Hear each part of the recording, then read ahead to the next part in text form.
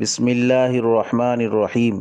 হজরতে আবু আমর আনসারী রাদিয়াল্লাহু আনহু হইতে বর্ণিত আছে যে রসূলুল্লাহ সাল্লাল্লাহু আলাইহি ওয়াসাল্লাম ইরশাদ করিয়াছেন, আমি সাক্ষ্য দিতেছি যে আল্লাহ তাআলা ছাড়া কোনো মাবুদ নাই এবং আমি আল্লাহ তাআলার রসূল।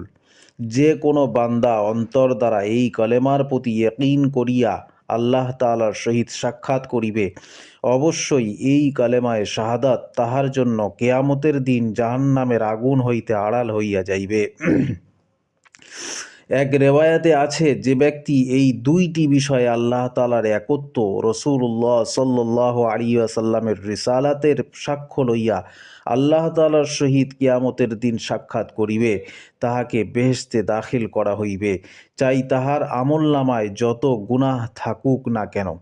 ফায়দা: হাদিস ব্যাখ্যাকারগণ